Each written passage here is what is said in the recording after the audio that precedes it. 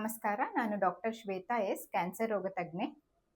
ಇವತ್ತಿನ ಸಂಚಿಕೆಯಲ್ಲಿ ನಾವು ಕೃತಕ ಪೂರಕಗಳು ಅಂದರೆ ಆರ್ಟಿಫಿಷಿಯಲ್ ಸಪ್ಲಿಮೆಂಟ್ಸ್, ಪ್ರೋಟೀನ್ ಪೌಡರ್ ಇರಬಹುದು, ಮಲ್ಟಿವಿಟಮಿನ್ ಅಥವಾ ಜೀವಸತ್ವದ ಕ್ಯಾಪ್ಸೂಲ್ಗಳಿರಬಹುದು, ಜಿಂಕ್ ಸಪ್ಲಿಮೆಂಟ್ಸ್ ಇರಬಹುದು, ಇಮ್ಯುನಿಟಿ ಬೂಸ್ಟರ್ಸ್ ಅಥವಾ ರೋಗ ನಿರೋಧಕ ಶಕ್ತಿಯನ್ನು ವರ್ಧಿಸೋದಕ್ಕೆ ಅಂತ ಸಿಗುವಂತಹ ಗಮ್ಮಿಗಳು, ಕ್ಯಾಂಡಿಗಳಿರಬಹುದು, ರಸ್ತೆ ಬದಿಯಲ್ಲಿ ಸಿಗುವಂತಹ ಆರೋಗ್ಯವರ್ಧಕಗಳಿರಬಹುದು, ಚೂರ್ಣಗಳು, ಲೇಹಗಳು.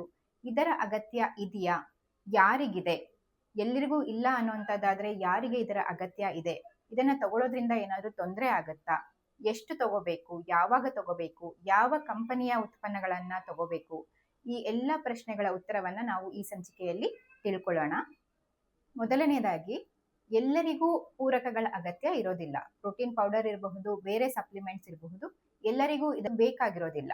ಒಬ್ಬ ಆರೋಗ್ಯವಂತ ವ್ಯಕ್ತಿಗೆ ತನ್ನ ಆರೋಗ್ಯವನ್ನ ಕಾಪಾಡ್ಕೊಳ್ಳೋದಕ್ಕೆ ಕೇವಲ ಸಮತೋಲಿತ ಆಹಾರ ಅಥವಾ ಬ್ಯಾಲೆನ್ಸ್ಡ್ ಡಯಟ್ ಇದ್ರೆ ಸಾಕು. ಹಣ್ಣುಗಳ ಸೇವನೆ ಇರಬಹುದು, ತರಕಾರಿ ಸೇವನೆ ಇರಬಹುದು, ಪ್ರೋಟೀನ್ ಅಗತ್ಯ ಏನಿರುತ್ತೆ ಅದು ಎಷ್ಟು ಬೇಕೋ ಅಷ್ಟು ಪ್ರಮಾಣದಲ್ಲಿ ಅವನಿಗೆ ಲಭ್ಯ ಆದ್ರೆ ಸಾಕಾಗುತ್ತೆ.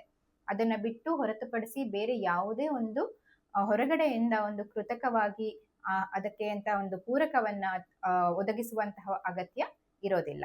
ಇನ್ನು ಕ್ಯಾನ್ಸರ್ನ ತಡೆಯೋದಕ್ಕೆ ಅಂತ ಹೇಳಿ ವಿಟಮಿನ್ಗಳನ್ನಾಗ್ಲಿ ಜೀವಸತ್ವಗಳನ್ನಾಗ್ಲಿ ಬಳಸುವ ಅಗತ್ಯ ಸಹ ಇರೋದಿಲ್ಲ. ಈ ಪೂರಕಗಳಲ್ಲಿ ಏನಾಗುತ್ತೆ ಅಂತಂದ್ರೆ, ಈಗ ಒಂದು ಮೂಸಂಬಿ ಹಣ್ಣನ್ನ ನೀವು ತಗೊಂಡ್ರೆ ಅದರಲ್ಲಿ ವಿಟಮಿನ್ ಸಿ ಜೀವಸತ್ವ ಇರುತ್ತೆ. ಆದ್ರಿಂದ ಇದು ನಮಗೆ ಕ್ಯಾನ್ಸರ್ ವಿರುದ್ಧವಾಗಿ ಕೆಲಸ ಮಾಡುತ್ತೆ, ಕ್ಯಾನ್ಸರ್ ಬರೋದನ್ನ ತಡೆಯುತ್ತೆ ಅಂತ ಹೇಳ್ಬೋದು. ಇದು ನಮ್ಗೆ ಬೇರೆ ಒಂದು ದೇಹದ ಪ್ರಕ್ರಿಯೆಗಳೇನಿರುತ್ತೆ, ಒಂದು ಗಾಯ ಒಣಗೋದಕ್ಕೆ ಆಗ್ಲಿ ಅಥವಾ ರೋಗ ನಿರೋಧಕ ಶಕ್ತಿ ವರ್ಧನೆಗೆ ಆಗ್ಲಿ ಇದು ಪೂರಕವಾಗಿ ಕೆಲಸ ಮಾಡುತ್ತೆ ಅಂತ ಇದೆ.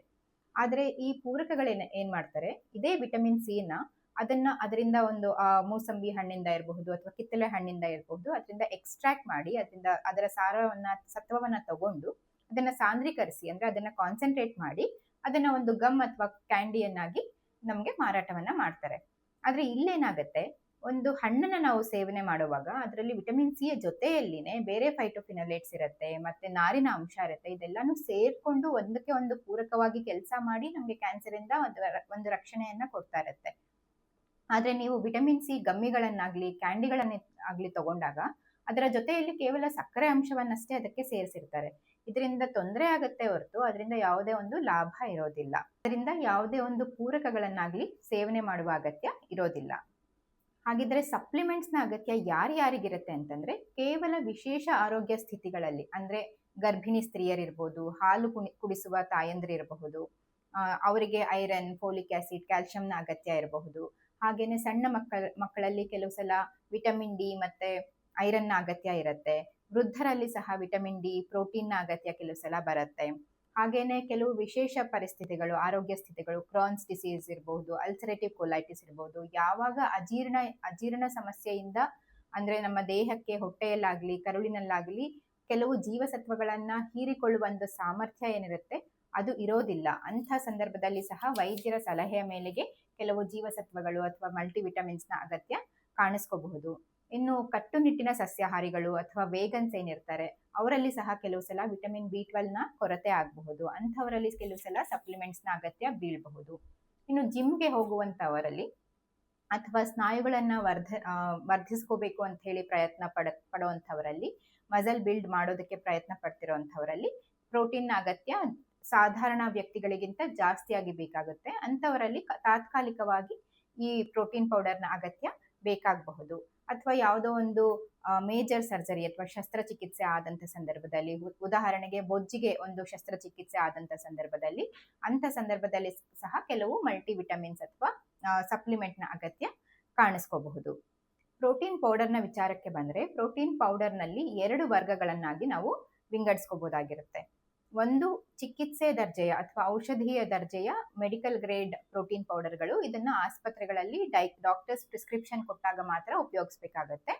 ಇನ್ನು ಫಿಟ್ನೆಸ್ ನಲ್ಲಿ ಉಪಯೋಗಿಸುವಂತಹ ಪ್ರೋಟೀನ್ ಪೌಡರ್ಗಳು. ಫಿಟ್ನೆಸ್ಗೆ ಉಪಯೋಗಿಸುವಂತಹ ಪ್ರೋಟೀನ್ ಪೌಡರ್ಗಳನ್ನ ಸಹ ನಾವು 2 ವಿಧಗಳನ್ನಾಗಿ ನೆನ್ಪಿಟ್ಕೋಬಹುದು. ಒಂದು ವೇ ಪ್ರೋಟೀನ್, ಇನ್ನೊಂದು ಸ್ಪೋರ್ಟ್ಸ್ ಪ್ರೋಟೀನ್. ಈ ವೇ ಪ್ರೋಟೀನ್ ನಲ್ಲಿ ಏನಾಗುತ್ತೆ, ಕೇವಲ ಪ್ರೋಟೀನ್ ಅಷ್ಟೇ ಇರುತ್ತೆ, ಅದನ್ನ ಬಿಟ್ಟು ಬೇರೆ ಯಾವುದೇ ಒಂದು ಸೇರ್ಪಡೆಗಳು ಇರೋದಿಲ್ಲ. ಮತ್ತೆ ಇದು ಸುಲಭವಾಗಿ ಜೀರ್ಣಿಸಿಕೊಳ್ಳೋಕೆ ಸಹಾಯ ಆಗುವ ರೀತಿಯಲ್ಲಿ ಇದನ್ನ ಮಾಡಿರ್ತಾರೆ.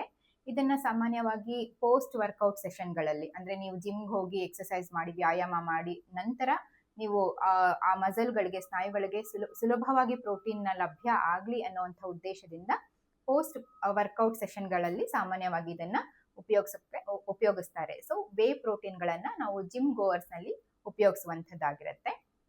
ಇನ್ನು ಸ್ಪೋರ್ಟ್ಸ್ ಡ್ರಿಂಕ್ ಏನಿರುತ್ತೆ ಅಥವಾ ಸ್ಪೋರ್ಟ್ಸ್ ಪ್ರೋಟೀನ್ಗಳೇನಿರುತ್ತೆ ಇದನ್ನ ಒಂದು ಕಾರ್ಯಕ್ಷಮತೆಯನ್ನ ಹೆಚ್ಚಿಸೋದಕ್ಕೋಸ್ಕರ, ಅಂದ್ರೆ ಯಾರು ವೃತ್ತಿಪರ ಕ್ರೀಡಾಪಟುಗಳಿರ್ತಾರೆ, ಅಂದ್ರೆ ಪ್ರೊಫೆಷನಲ್ ಅಥ್ಲೆಟ್ಸ್ ಇರಬಹುದು, ಪ್ರೊಫೆಷನಲ್ ಸ್ಪೋರ್ಟ್ಸ್ ಪರ್ಸನ್ ಇರ್ತಾರೆ, ಅಂಥವರು ಅವರ ಪರ್ಫಾರ್ಮೆನ್ಸ್ ನ ಜಾಸ್ತಿ ಮಾಡೋ ಉದ್ದೇಶದಿಂದ ಉಪಯೋಗಿಸುವಂತದ್ದಾಗಿರುತ್ತೆ.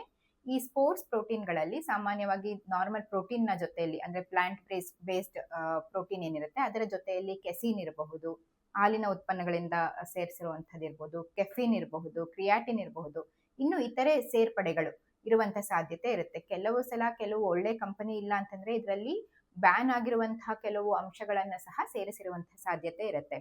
ಸ್ಪೋರ್ಟ್ಸ್ ಪ್ರೋಟೀನ್ ಅನ್ನ ಅದರಿಂದ ಯಾರೂ ಸಹ ಒಬ್ಬ ಡಯಟಿಷಿಯನ್ ನ ಅಡ್ವೈಸ್ ಇಲ್ಲದೆ ಆಗ್ಲಿ ಅಥವಾ ಒಬ್ಬ ವೈದ್ಯರ ಸಲಹೆ ಇಲ್ಲದೆ ಆಗ್ಲಿ ತಗೊಳ್ಳೋ ಹಾಗೆ ಇಲ್ಲ. ಜಿಮ್ ಹೋಗುವಂತವರು ವೇ ಪ್ರೋಟೀನ್ ಅನ್ನ ಸೇವನೆ ಮಾಡಬಹುದಾಗಿರುತ್ತೆ.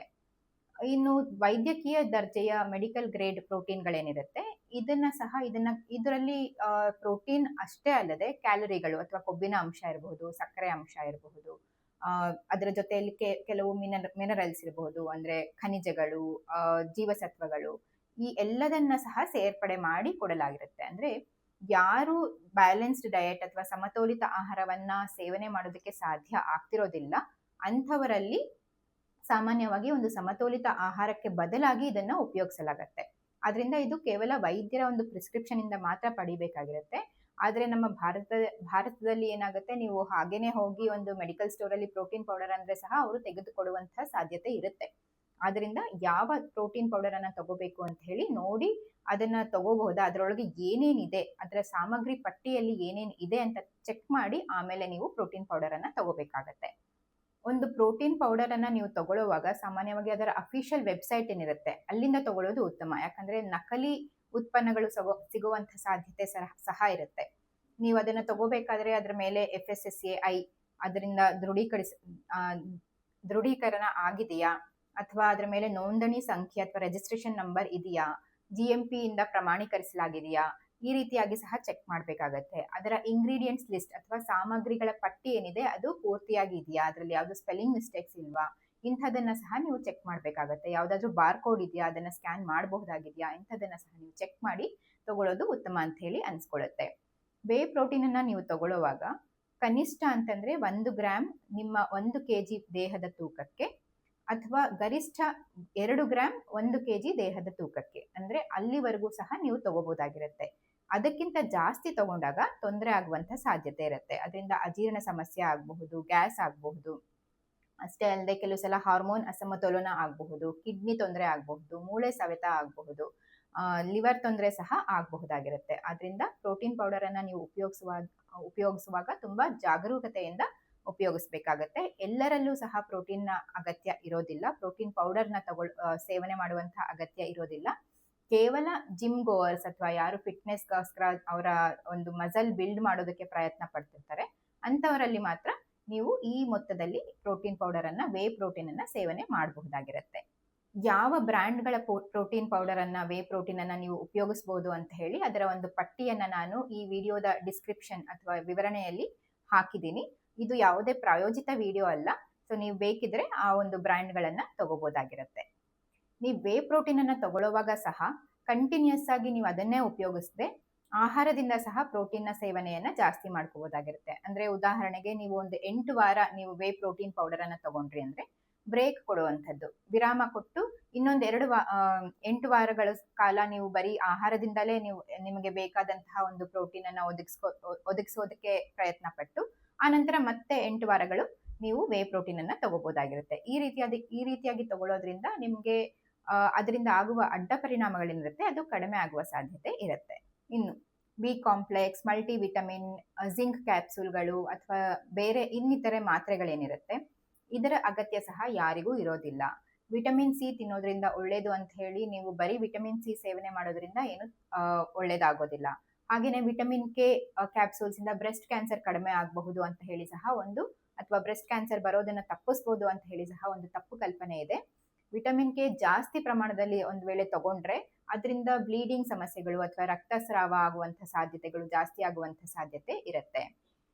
ಹಾಗೇನೆ ವಿಟಮಿನ್ ಎ ಏನಿರುತ್ತೆ, ವಿಟಮಿನ್ ಎ ಅದರಲ್ಲೂ ಗರ್ಭಿಣಿಯರಲ್ಲಿ ವಿಟಮಿನ್ ಎ ಜಾಸ್ತಿ ತಗೊಂಡ್ರೆ ಮಗುವಿಗೆ ತೊಂದರೆ ಆಗುವಂತ ಸಾಧ್ಯತೆ ಸಹ ಇರುತ್ತೆ. ವಿಟಮಿನ್ ಎ ಜಾಸ್ತಿ ತಗೊಳ್ಳೋದ್ರಿಂದ ಕೆಲವು ಸಲ ಲಿವರ್ ತೊಂದರೆ ಆಗುವಂತ ಸಾಧ್ಯತೆ ಇರುತ್ತೆ. ವಿಟಮಿನ್ ಡಿ ಜಾಸ್ತಿ ಸೇವನೆ ಮಾಡೋದ್ರಿಂದ ಕಿಡ್ನಿಯಲ್ಲಿ ಕಲ್ಲು ಅಥವಾ ಕಿಡ್ನಿ ಸ್ಟೋನ್ ಏನಿರುತ್ತೆ ಅದಾಗುವ ಸಾಧ್ಯತೆ ಇರುತ್ತೆ. ವಿಟಮಿನ್ ಇ ಜಾಸ್ತಿ ಸೇವನೆ ಮಾಡೋದ್ರಿಂದ ಸಹ ಲಿವರ್ ಮೇಲೆ ತೊಂದರೆ ಆಗುವಂತ ಸಾಧ್ಯತೆ ಇರುತ್ತೆ. ಹಾಗೇನೆ ಬ್ಲೀಡಿಂಗ್ ಸಮಸ್ಯೆಗಳು ಅಂದ್ರೆ ರಕ್ತ ಸೋರಿಕೆ ಆಗುವಂಥದ್ದು, ರಕ್ತಸ್ರಾವ ಆಗುವಂತ ಸಾಧ್ಯತೆಗಳು, ಈ ರೀತಿಯಾದ ತೊಂದರೆಗಳಾಗುವಂತ ಸಾಧ್ಯತೆ ಇರುತ್ತೆ.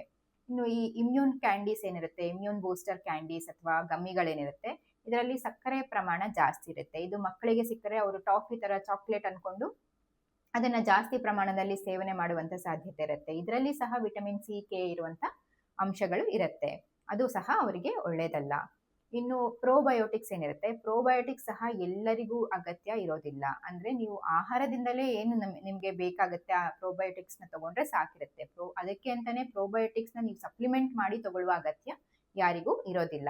ಎಷ್ಟು ಪ್ರಮಾಣದಲ್ಲಿ ತಗೊಂಡ್ರೆ ಇದರಿಂದ ನಿಮ್ಗೆ ತೊಂದರೆ ಆಗುತ್ತೆ ಅಂತಂದ್ರೆ ಯಾವುದೇ ಒಂದು ನಿರ್ದಿಷ್ಟ ಅವಧಿ ಆಗ್ಲಿ ನಿರ್ದಿಷ್ಟ ಸಂಖ್ಯೆ ಆಗ್ಲಿ ಇಲ್ಲ. ಆದ್ರೆ ಯಾವ ಒಂದು ಖಚಿತವಾದ ವಿಚಾರ ಅಂತಂದ್ರೆ, ನೀವು ಒಂದು ತರಹದ ಸಪ್ಲಿಮೆಂಟ್ ಅಲ್ಲದೆ ಹಲವಾರು ತರಹದ ಸಪ್ಲಿಮೆಂಟ್ಸ್ ಅನ್ನ ಒಟ್ಟಿಗೆ ತಗೊಳ್ಳುವಾಗ, ಉದಾಹರಣೆಗೆ ನೀವು ಬಿ ಕಾಂಪ್ಲೆಕ್ಸ್ ಟ್ಯಾಬ್ಲೆಟ್ ತಗೊಳ್ತಿರ್ತೀರಾ, ಅದರ ಜೊತೆಯಲ್ಲಿ ಇಮ್ಯುನಿಟಿ ಬೂಸ್ಟರ್ ಕ್ಯಾಪ್ಸೂಲ್ಸ್ ಅನ್ನ ತಗೊಳ್ತಾ ಇರ್ತೀರಾ, ಅದರ ಜೊತೆಯಲ್ಲಿ ನೀವು ಪ್ರೋಟೀನ್ ಪೌಡರ್ ಅನ್ನು ತಗೊಳ್ತಾ ಇರ್ತೀರಾ ಅಂತ ಇಟ್ಕೊಳ್ಳಿ. ಸೊ ಈ ಸಂದರ್ಭದಲ್ಲಿ ಏನಾಗುತ್ತೆ, ಈ ಪ್ರೋಟೀನ್ ಪೌಡರ್ ಅಲ್ಲಿ ಸಹ ಕೆಲವು ಸಲ ಜೀವಸತ್ವಗಳು ಸೇರ್ಕೊಂಡಿರಬಹುದು. ಅದನ್ನ ಜೊತೆಯಲ್ಲಿ ವಿಟಮಿನ್ ಸಿ, ವಿಟಮಿನ್ ಕೆ ಏನಿರುತ್ತೆ ಇದು ಇಮ್ಯೂನ್ ಬೂಸ್ಟರ್ ಕ್ಯಾಂಡಿಗಳಲ್ಲಿ ಸಹ ಇರುತ್ತೆ. ಇದೇ vitamin C, vitamin A, vitamin K ಏನಿರುತ್ತೆ ಅದು ನೀವು ವಿಟಮಿನ್ಸ್ ಆಗಿ ಮಲ್ಟಿ ವಿಟಮಿನ್ ಟ್ಯಾಬ್ಲೆಟ್ಗಳಲ್ಲಿ ಸಹ ಇರುತ್ತೆ. ಈ ರೀತಿಯಾಗಿ ಒಟ್ಟಿಗೆ ಸೇವನೆ ಮಾಡಿದಾಗ ಏನಾಗುತ್ತೆ, ನಿಮ್ಮ ದೇಹಕ್ಕೆ ಅದಕ್ಕೆ ಅಗತ್ಯ ಇರೋದಕ್ಕಿಂತ ಜಾಸ್ತಿ ಪ್ರಮಾಣದಲ್ಲಿ ಇದರ ಒಂದು ಸಪ್ಲೈ ಆಗುತ್ತೆ. ಸೊ ಇದರಿಂದ ಇದರ ಒಂದು ವಿಷದ ಪ್ರಮಾಣವಾಗಿ ಇದು ಬದಲಾಗಿ ಇದರಿಂದ ತೊಂದರೆ ಆಗುವಂತ ಸಾಧ್ಯತೆ ಇರುತ್ತೆ. ಇದರಿಂದ ಸಹ ಕಿಡ್ನಿ ತೊಂದರೆ, ಲಿವರ್ ತೊಂದರೆಗಳು ಮತ್ತೆ ಈ ಹಿಂದೆ ಹೇಳಿದ ಎಲ್ಲ ತೊಂದರೆಗಳು ಆಗುವಂತ ಸಾಧ್ಯತೆ ಇರುತ್ತೆ. ಅಷ್ಟೇ ಅಲ್ಲದೆ ನೀವು ಬೇರೆ ಯಾವ್ದಾದ್ರು ಮಾತ್ರೆಗಳನ್ನ ಸೇವನೆ ಮಾಡ್ತಾ ಇದ್ರೆ, ಅಂದ್ರೆ BP ಟ್ಯಾಬ್ಲೆಟ್ ಇರಬಹುದು, ಶುಗರ್ ಟ್ಯಾಬ್ಲೆಟ್ ಇರಬಹುದು, ಹಾರ್ಟ್ ತೊಂದರೆಗೆ ಉಪಯೋಗಿಸುವಂತಹ ಟ್ಯಾಬ್ಲೆಟ್ಗಳಿರಬಹುದು, ಇಂತಹ ಮಾತ್ರೆಗಳನ್ನ ನೀವು ಸೇವನೆ ಮಾಡ್ತಿರುವಂತ ಸಂದರ್ಭದಲ್ಲಿ ನೀವು ಅದರ ಜೊತೆಯಲ್ಲಿ ಒಂದು ವೈದ್ಯರ ಒಂದು ಸಲಹೆಯನ್ನ ಪಡೆಯದೆ ಈ ಯಾವ್ದಾದ್ರು ಮಾತ್ರೆಗಳನ್ನ, ಸಪ್ಲಿಮೆಂಟ್ಸ್ ಅನ್ನ, ಪೂರಕಗಳನ್ನ ಸೇವನೆ ಮಾಡಿದ್ರೆ ಅದು ಎರಡೂ ಸಹ ರಿಯಾಕ್ಟ್ ಆಗಿ ತೊಂದರೆಗಳಾಗುವಂತ ಸಾಧ್ಯತೆಗಳು ಸಹ ಇರುತ್ತೆ. ಅದರಿಂದ ನೀವು ಯಾವ್ದಾದ್ರು ಮಾತ್ರೆ ತಗೊಳ್ತಿದ್ರೆ ಬೇರೆ ಏನಾದ್ರೂ ಚೂರ್ಣ, ಲೇಹ ಇರ್ಬೋದು ಅಥವಾ ನಾಟಿ ಔಷಧಿ ಇರ್ಬೋದು ತಗೋಬಹುದಾ ಅಂತ ಹೇಳಿ ಒಂದ್ಸಲ ಕೇಳಿ ಖಚಿತಪಡಿಸ್ಕೊಂಡು ತಗೊಳ್ಳೋದು ಉತ್ತಮ ಅಂತ ಹೇಳಿ ಅನ್ಸ್ಕೊಳ್ಳುತ್ತೆ. ಒಟ್ಟಾರೆ ಹೇಳ್ಬೇಕು ಅಂತಂದ್ರೆ ನಿಮ್ಮ ಇಮ್ಯುನಿಟಿ ವರ್ಧಿಸುತ್ತೆ, ಅಥವಾ ತಕ್ಷಣಕ್ಕೆ ನಿಮಗೆ ರೋಗ ನಿರೋಧಕ ಶಕ್ತಿಯನ್ನ ಕೊಡುತ್ತೆ, ಅಥವಾ ಯವನ ಪ್ರಾಪ್ತಿ ಮಾಡುತ್ತೆ, ಅಥವಾ ನಿಮ್ಮ ಲಿವರ್ ಇಂದ ವಿಷವನ್ನ ತೆಗೆಯುತ್ತೆ, ಕ್ಯಾನ್ಸರ್ ನಿರ್ಮೂಲನೆ ಮಾಡುತ್ತೆ. ಈ ರೀತಿಯಾಗಿ ಯಾವುದೇ ಸಂದೇಶವನ್ನ ಹೊತ್ತಂತಹ ಒಂದು ಉತ್ಪನ್ನಗಳೇನಿರುತ್ತೆ ಅದು ಯಾವುದನ್ನ ಸಹ ನೀವು ತಗೋಬೇಡಿ, ಅದರ ಅಗತ್ಯ ಇರೋದಿಲ್ಲ. ಇದೆಲ್ಲ ಸಹ ಮಾರ್ಕೆಟಿಂಗ್ ಗಿಮಿಕ್ಸ್ ಅಂತ ಹೇಳ್ಬಹುದು. ಅಂದ್ರೆ ನೀವು ಅವರಿಗೆ ವ್ಯಾಪಾರ ಆಗ್ಲಿ ಅನ್ನೋ ಉದ್ದೇಶದಿಂದ ಈ ರೀತಿಯಾಗಿ ಹಾಕೊಂಡ್ರೆ ನೀವು ಹೋಗಿ ತಗೋಬಹುದು ಅನ್ನೋ ಉದ್ದೇಶದಿಂದ ಹಾಕಿರ್ತಾರೆ. ಆದ್ರೆ ಯಾವುದು ಆಧಾರವನ್ನ ಇದು ಯಾವುದಕ್ಕೂ ಆಧಾರ ಇರೋದಿಲ್ಲ. ಅಷ್ಟೇ ಅಲ್ಲದೆ ಪ್ರೋಟೀನ್ ಪೌಡರ್ನ ಅಗತ್ಯ ಸಹ ಎಲ್ಲರಿಗೂ ಇರೋದಿಲ್ಲ. ಕೇವಲ ಜಿಮ್ ಗೋವರ್ಸ್ ಯಾರಿರ್ತಾರೆ ಅಥವಾ ಸ್ನಾಯುಗಳನ್ನ ವರ್ಧಿಸ್ಕೋಬೇಕು ಅಂತ ಹೇಳಿ ಪ್ರಯತ್ನ ಪಡ್ತಿರೋಂಥವ್ರು, ಅವರು ಮಾತ್ರ ವೇ ಪ್ರೋಟೀನ್ ಅನ್ನ ಸೇವನೆ ಮಾಡಬಹುದಾಗಿರುತ್ತೆ. ಬೇರೆ ಯಾವುದೇ ಒಂದು ಸಪ್ಲಿಮೆಂಟ್ಸ್ನ ಅಗತ್ಯ ಬೇರೆ ಯಾರಿಗೂ ಇರೋದಿಲ್ಲ. ಇನ್ನು ವಿಶೇಷ ಆರೋಗ್ಯ ಸ್ಥಿತಿಗಳಲ್ಲಿದ್ರೆ ಅಥವಾ ವಿಶಿಷ್ಟ ಆರೋಗ್ಯ ಸಮಸ್ಯೆಗಳಿದ್ರೆ ಅಂತ ಸಂದರ್ಭದಲ್ಲಿ ವೈದ್ಯರ ಸಲಹೆಯ ಮೇರೆಗೆ ನೀವು ಯಾವುದೇ ಒಂದು ಮಲ್ಟಿವಿಟಮಿನ್ ಇರಬಹುದು ಅಥವಾ ಕೃತಕ ಪೂರಕಗಳಿರಬಹುದು ಅಥವಾ ಪ್ರೋಟೀನ್ ಪೌಡರ್ ಇರಬಹುದು, ವೈದ್ಯರ ಸಲಹೆಯ ಮೇರೆಗೆ ನೀವು ಅದನ್ನ ತಗೋಬೇಕಾಗತ್ತೆ. ಧನ್ಯವಾದಗಳು.